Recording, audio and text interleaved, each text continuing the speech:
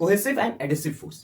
तो ये दो फोर्सेज हैं जिनके बारे में जानना बहुत जरूरी है जब हम लोग मैटर्स को लेकर के पढ़ते हैं, तो क्योंकि ये टॉपिक से कुछ क्वेश्चन आ सकते हैं। सो कोहेसिव फोर्स की बात करें, so forces between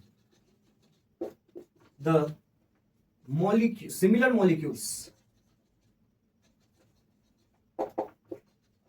similar molecules, that is the molecules of same matter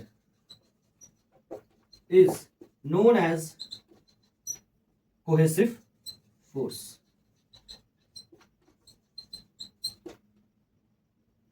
This phenomena is known as cohesion.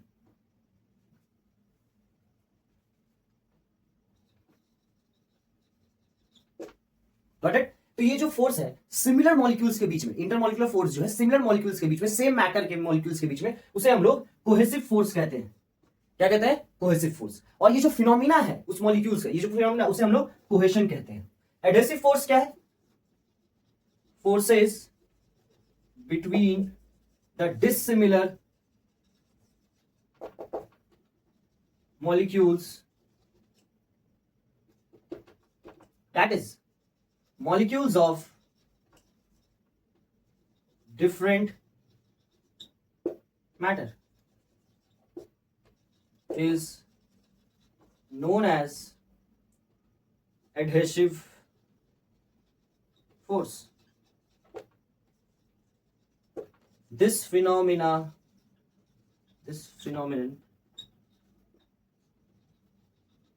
is known as adhesion. ठीक है? तो यहां पे जो मॉलिक्यूल्स हैं वो दो मैटर के डिफरेंट मॉलिक्यूल्स हैं और वो दोनों एक दूसरे को अट्रैक्ट कर रहे हैं अपने की तरफ, और इस तरीके के फोर्स को हम लोग एडहेसिव फोर्स कहते हैं। क्या कहते हैं? Adhesive force. और इस फिनोमिना को हम लोग एडहेशन कहते हैं। इसी वजह से देखिएगा जब आप लोग जो ग्लू, फेविकॉल्स, गम, ये सब जो हम लोग बोलते हैं उसका केमिकली हम लोग उसका केमिकल नेम क्या हो सकता है? They are adhesives. एडहेसिव्स का मतलब है वो फेविकॉल क्या है? वो एक एडहेसिव है, मींस वो दो डिफरेंट मॉलिक्यूल, दो डिफरेंट मैटर्स को स्टिक करने का काम करता है। समझ में आया? रियल लाइफ एग्जांपल्स एडहेसिव का कि फेविकॉल क्या है? वो दो मैटर को एक साथ जोड़ के रखने का काम करता है, मींस दोनों मैटर के मॉलिक्यूल्स को वो स्टिक कर देता है। फोर्स, उन दोनों के फोर्स के बीच के जो फोर्स है उसको बढ़ा देता है ताकि वो दोनों चिपक जाए। अब ये जो एडहेसिव फोर्सेस हैं ये आपको पेपर्स या रूट्स में देखने को मिलेगा। रूट्स क्या है? वो वॉल्स पे से स्टिक हो जाते हैं। इवन अगर दो रॉक्स को कंटिन्यूअसली बहुत लंबे समय तक रख दिया जाए एक के ऊपर एक, और सिर्फ ऊपर वाले रॉक्स को लिफ्ट किया जाए, तो वो क्या देखेंगे कि अल्टीमेटली दूसरा रॉक भी लिफ्ट हो जाता है। क्यों? क्योंकि उस समय उनके दोनों के एक साथ रहने की वजह से ग्रेविटी, प्रेशर, हीट, टेम्परेचर के क्लाइमेटिकल कंडीशन की वजह से दोनों के बीच में जो फोर्स था वो इतना बढ़ गया कि वो एक दूसरे को होल्ड अप कर सके एज अ सिंगल यूनिट।